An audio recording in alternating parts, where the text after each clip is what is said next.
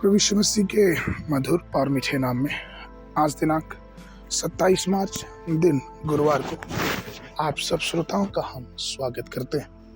आज के दिन के लिए जो वचन है वो लिया गया है पहला थिस्सलुनीयों की पुस्तक उसका 5वां अध्याय 23 पद। वचन कहता है, शांति का परमेश्वर आज ही तुम्हें पूरी रीति से पवित्र करे और तुम्हारी आत्मा और प्राण और देह हमारे प्रभु यीशु मसीह के आने तक पूरे निर्दोष और सुरक्षित रखे। प्रियो, हालांकि आत्मा, प्राण और शरीर ये तीनों अलग अलग हैं, लेकिन ये हमारे जीवन में हमारे एक पूरे शरीर की बात करें तो ये एक दूसरे से जुड़े हुए हैं। यदि इन तीनों में से कोई भी प्रभावित होता है तो ये सत्य है कि और बच्चे दोनों भी प्रभावित होंगे, और अगर इन तीनों में से एक खुश होता है, एक आनंदित होता है, तो दोनों भी आनंदित होते हैं। परमेश्वर ने हमें आनंदित रहने के लिए बोला है, लेकिन आत्मा, प्राण और शरीर इन तीनों चीजों पे शैतान का हमला रहता है। वो लुभाना चाहता है, वो हमारे जीवनों को नाश और विनाश की तरफ ले जाना चाहता है। हम देखते हैं कि यीशु मसीह 40 दिनों के उपवास के बाद किस तरह से भूखे थे, और शैतान उनके पास आकर उससे कहा कि अगर तू चाहे तो इस पत्थर को रोटी बना दे। प्रियो, उस स्थिति में भी परमेश्वर ने वचन से शैतान का सामना किया।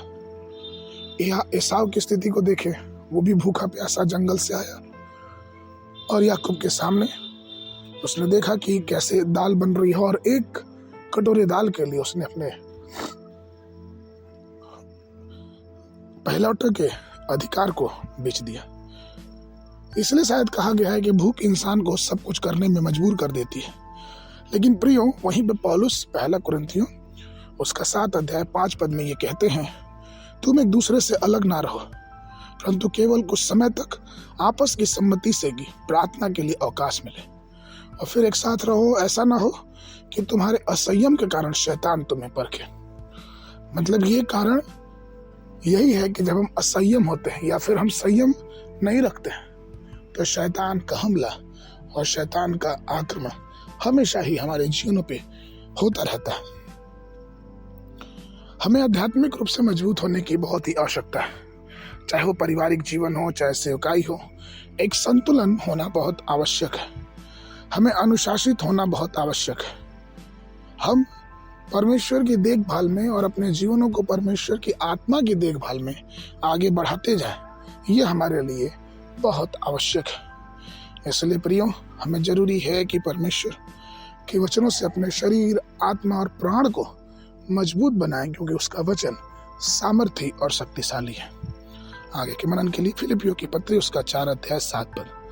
तब परमेश्वर की शक्ति जो समझ से बिल्कुल परे है तुम्हारे हृदय और तुम्हारे विचारों को मसीह यीशु में सुरक्षित रखे। बाइबल अध्ययन के लिए सुबह के समय न्यायों की पुस्तक उसका 1, 2 और 3 अध्याय, शाम के समय लूका रचित सुसमाचार 4 अध्याय 1 पद से लेके 30 पद तक। परमेश्वर आप सबको आशीष देवे।